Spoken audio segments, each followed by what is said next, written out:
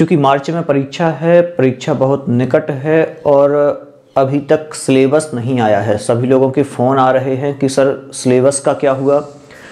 मैं 2021 की भर्ती का हूँ। 2018 में परीक्षा हुई थी और 2021 में उसकी ज्वाइनिंग हुई थी।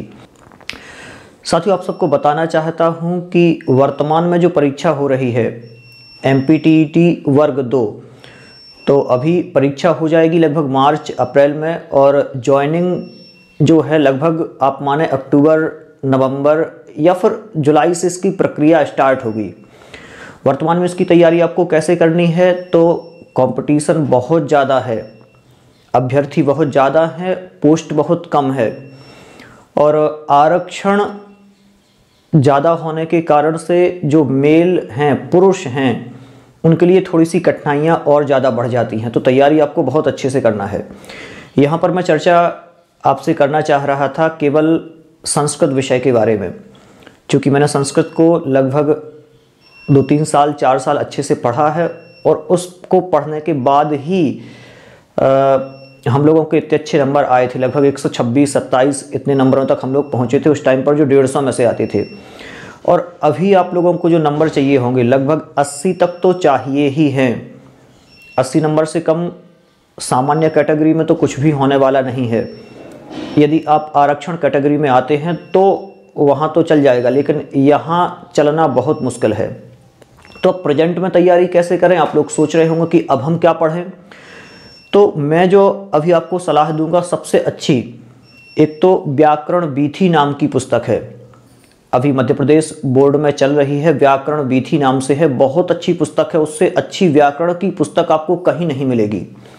और पुस्तकें हैं, लेकिन जो एक वेश है, सामान्य वेश, जिन्होंने डिग्रियां कहीं बाहर से की हैं परीक्षाएं दे करके, तो उनके लिए, जिन्होंने रेगुलर डिग्रियां नहीं की हैं, उनके लिए बहुत अच्छी बुक है।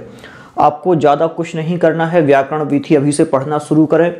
और यदि आप अभी से पढ़ना स्टार्ट करेंगे तो ही आपको उसमें लगभग 1 महीना तो चाहिए है, क्योंकि संस्कृत भी कवर करना इतना आसान नहीं है यदि आपको उसमें से एक पोस्ट चाहिए है तो, क्योंकि लगभग संस्कृत की 700 पोस्ट से ज़्यादा फिर से आएगी। अभी प्रेजेंट में संस्कृत की जगह बहुत सारी खाली हैं, चूँकि हाई स्कूल जो हैं या फिर माध्यमिक शालाएँ हैं, तो हमारे यहाँ भी माध्यमिक शालाएँ बहुत सारी खाली हैं जहाँ पर संस्कृत विषय के अध्यापकों की आवश्यकता है। वर्ग 1 का कहें तो वर्ग 1 की जगह बहुत कम हो सकती है, क्योंकि वर्ग 1 में लगभग हर जगह टीचर है और वो हायर सेकेंडरी के लिए जगह है। लेकिन माध्यमिक शिक्षकों के लिए देखें तो 1 से 8वीं तक या फिर 5वीं से 8वीं तक के जो विद्यालय हैं, उन विद्यालयों में लगभग अधिकतर जगह खाली हैं। तो पोस्टें अच्छी आ सकती हैं, लगभग 800 से 1000 पोस्ट भी आपको देखने को मिलेंगी। ट्राइबल विभाग है, उसमें भी ये पोस्टें और ज़्यादा हो सकती हैं। तो तैयारी करने के लिए सबसे पहले तो व्याकरण वीथी है। व्याकरण वीथी को आप कैसे पढ़ें, ये मिलेगी कहाँ, तो मिलने के लिए तो यह है कि आप डायरेक्ट गूगल पे डालेंगे व्याकरण वीथी मध्य प्रदेश बोर्ड, तो आप वहाँ से डायरेक्ट डाउनलोड कर पाएंगे व्याकरण वीथी का एक एक पाठ। लगभग अभी मेरे पास बुक है, देखिए इस प्रकार की ये बुक है, आपको स्क्रीन पर दिख रही होगी बुक। यहाँ से मैं थोड़ा सा और अच्छे से दिखा देता हूँ। ये बुक है व्याकरण वीथी नाम से, इसका फर्स्ट पेज ये है। इस प्रकार से आपको कुछ नहीं करना है, कक्षा 9th और 10th MP बोर्ड में चलती है व्याकरण वीथी, तो आपको ये पढ़ना है। क्रमशः देखें, कुछ ज़्यादा सिलेबस इसका नहीं है व्याकरण वीथी का। वर्ण विचार, संज्ञा एवं परिभाषा, मतलब एक एक के बाद एक एक बहुत अच्छे तरीके से दिया है।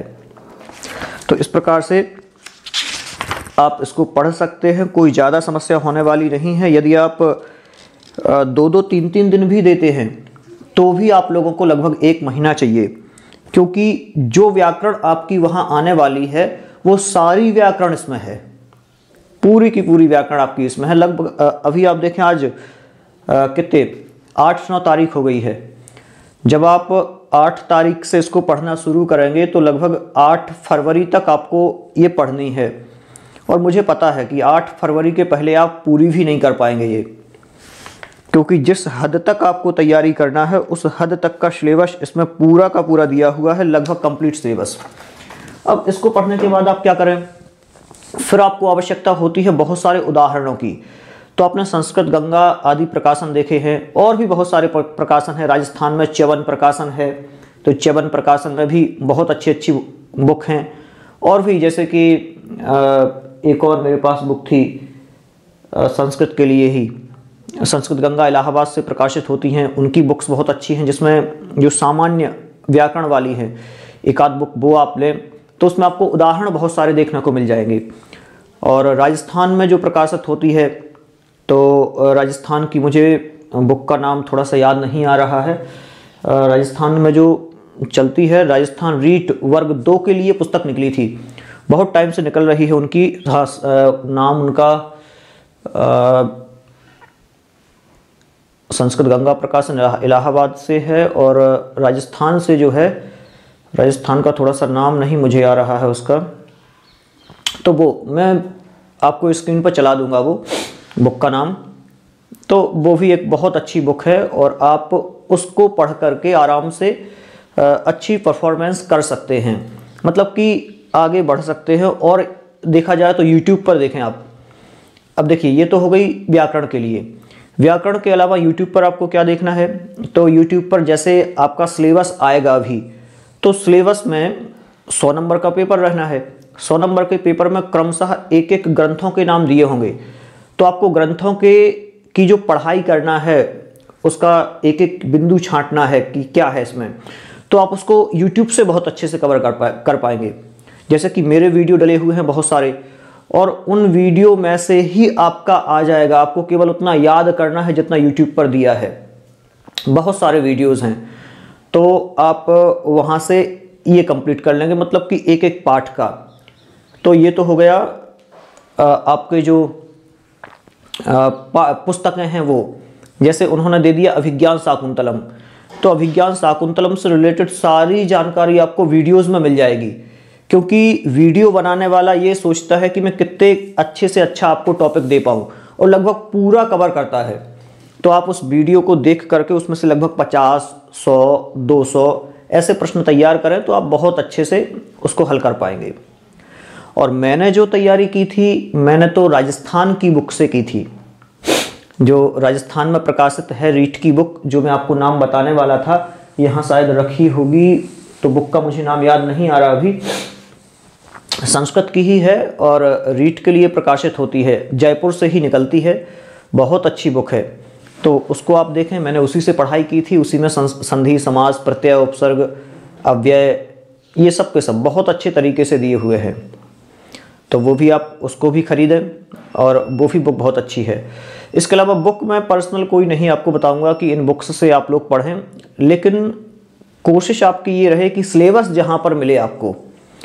और YouTube से अच्छा साधन अभी प्रेजेंट में कुछ नहीं है, सच बताऊं तो, क्योंकि YouTube पर इतना भर भर के सिलेबस मतलब टॉपिक को दिया हुआ है कि आप एक एक करके वीडियो देखें। जैसे मेरा एक वीडियो डाला है उसी विषय का, उसको देखें, दूसरे किसी ने डाला है तो उसको देखें, तीसरे किसी ने डाला है तो उसको देखें, एक किसी का नहीं देखना। जैसे मैं हूं तो मैंने प्रकाशन 5-6 लिए थे संस्कृत वाले, एक नहीं लिया मैंने, मेरे पास 5-6 प्रकाशन थे।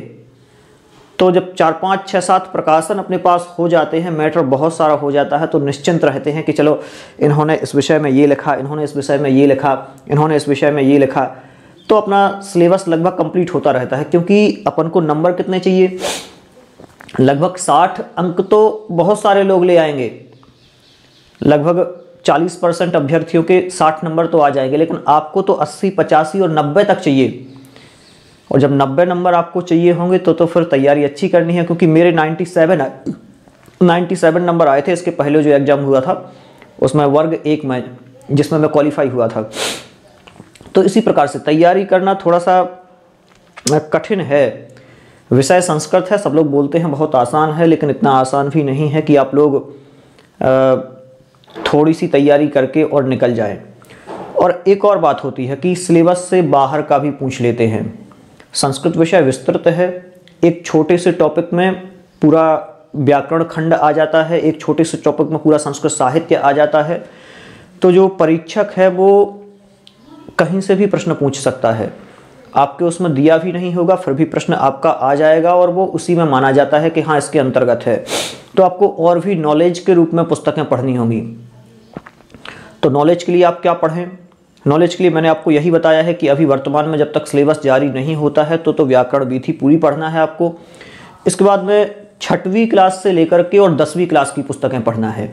जो कक्षा 6 से लेकर के और 10 तक की पुस्तकें हैं उनको बहुत अच्छे से पढ़ना है। वो पुस्तकें भी बहुत अच्छी हैं, क्योंकि उन पुस्तकों को जब आप पढ़ेंगे तो आपका एमपी कवर हो जाएगा पूरा, कि एमपी के लेवल का जो आना है वो आपको कवर हो जाएगा। और अब तो ये भी है कि जो 9th और 10th की बुक हैं, 9th 10th की बुक का उसमें डायरेक्ट नाम दे रहे हैं और पाठ के नाम भी दे रहे हैं। तो आपको बाद में तो अपने पाठ के हिसाब से तैयार करना है कि चलो 4 पाठ इन्होंने दिए हैं तो 4 पाठ कर लें, 5 पाठ दिए हैं तो 5 पाठ कर लें। तो 4-5 पाठ जो हैं वो आप वहाँ पर ऐसे अलग से करेंगे, लेकिन अभी तो आपको पूरा पढ़ना है। तो ये हो गया अपना सामान्य पढ़ने के लिए। और अभी इतना ये सिलेबस है कि इसी को कवर करने में आपको ये 2-3-4 पुस्तकें पढ़ने में लगभग 1 महीने का समय लगना है। और लगभग 15 तारीख तक या फिर उसके बाद भी ऐसा कंफर्म नहीं है कि सिलेबस कब आता है, लेकिन जल्दी से जल्दी आपका सिलेबस आ जाएगा। क्योंकि परीक्षा यदि 20 मार्च से है तो सिलेबस 15 जनवरी तक आना निश्चित है। सिलेबस आपका 15 जनवरी तक आता है तो आप फिर सिलेबस के अनुसार कोशिश करें कि किस प्रकार से तैयारी और अच्छी कर पाएँ। मेरा मानना यही है और मैं हमेशा यही सोचता हूँ कि लगभग अभी यदि आपने तैयारी स्टार्ट नहीं की है तो आपको 10 से 12 घंटे पढ़ने की ज़रूरत है। 12 और 14 घंटे भी यदि हो जाएं तो वो भी कम है, क्योंकि सिलेबस इतना ज़्यादा है और याद इतना ज़्यादा करना है आपको कि कोई हद नहीं है उसकी।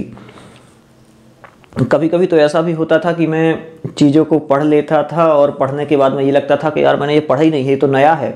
ऐसा भी लगने लगता है जब बहुत सारी चीज़ें दिमाग में फिट होती हैं। तो आप अभी से तैयारी करें। जैसे आपको कारक प्रकरण याद करना है तो कारक प्रकरण के पूरे सूत्र याद करें। पूरे सूत्र याद करेंगे तो एक एक चीज़ आपके दिमाग में बैठी रहेगी कि हाँ इसका सटीक उत्तर ये है। बहुत सारे लेखक हैं, लेखकों की पूरी रचनाएं लिखें।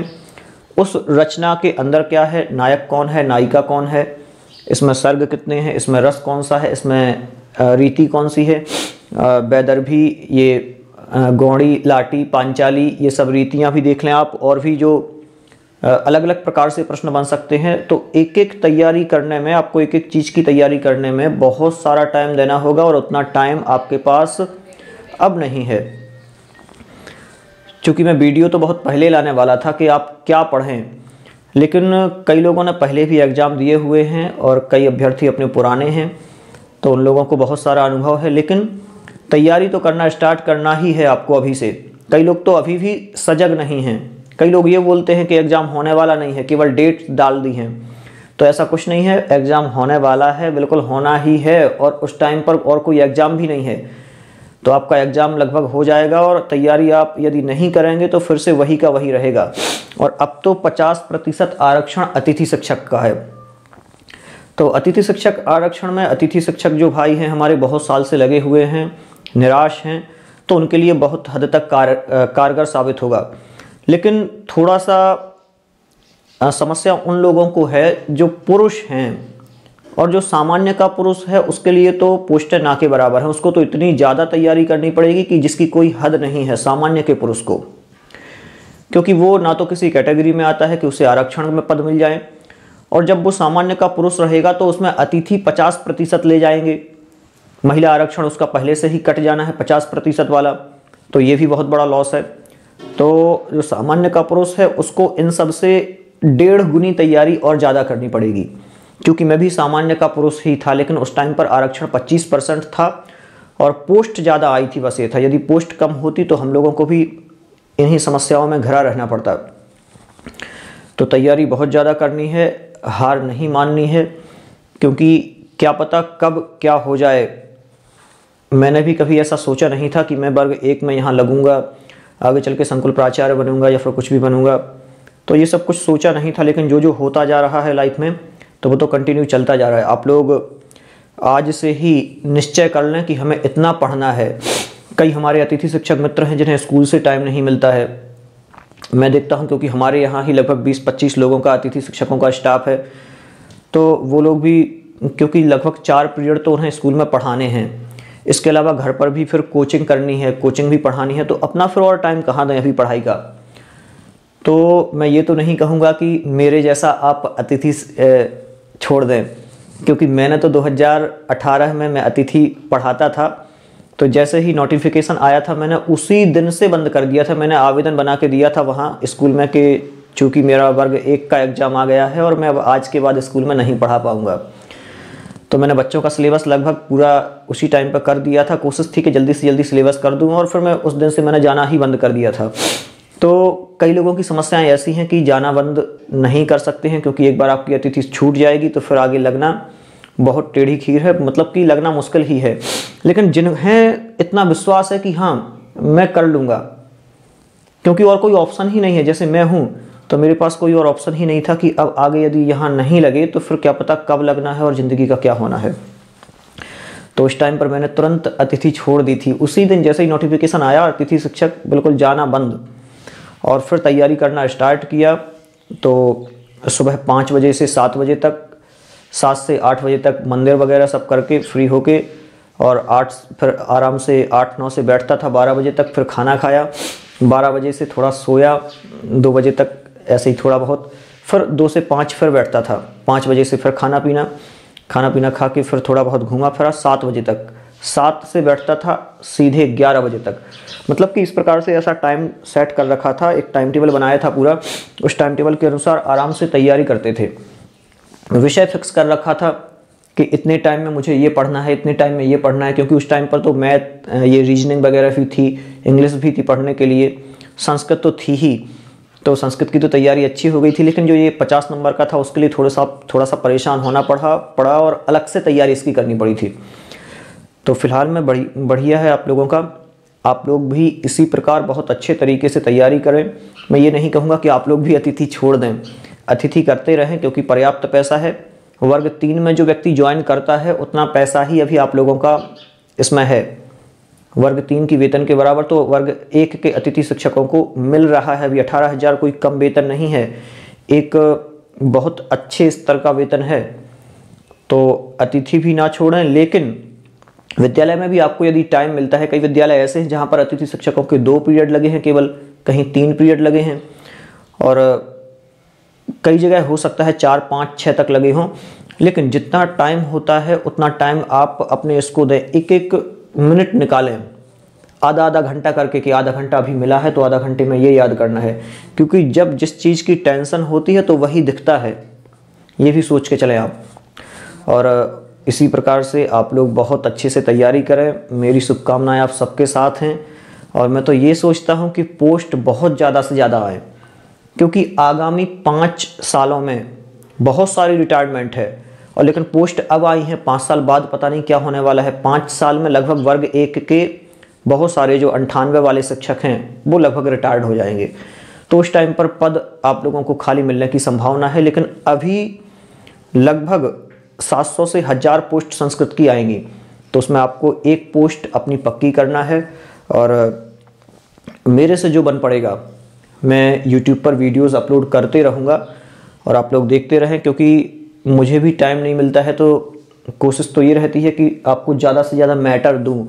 भले समझा ना पाऊँ अच्छे से, लेकिन मैटर आपको बहुत सारा मिलेगा, आप उसको याद करते जाएं, रटते जाएं, उसके अलावा कुछ नहीं आना है। यही का यही आपको वहाँ देखने को मिलेगा। यदि आप अभी से तैयार कर लेंगे, याद रखेंगे, दिमाग में रखेंगे, तो आपसे सब कुछ बन जाएगा। यदि याद नहीं करेंगे, रटेंगे नहीं, तो समझने जैसी चीज़ संस्कृत में ज़्यादा कुछ नहीं होती। तो इसी प्रकार से आप लोग और अच्छे से तैयारी करें, आपकी भी एक पोस्ट पक्की हो, ऐसी कामना करता हूँ। और अपने इस चैनल को, अपने इस वीडियो को अपने संस्कृत मित्रों के पास ज़रूर शेयर करें, जिससे वो लोग भी आज से ही तैयारी में लग जाएं। कई लोग सोच रहे हैं कि अभी जो मकर संक्रांति आ रही है उसके बाद तैयारी स्टार्ट करेंगे, तो ऐसा कुछ ना सोचें। आज से ही तैयारी स्टार्ट कर दें। चलिए मिलते हैं पुनः एक और वीडियो के साथ। जब तक के लिए आप लोग अपना ध्यान रखें और तैयारी करते रहें। बहुत बहुत धन्यवाद आप सभी का। चैनल को सब्सक्राइब जरूर करें।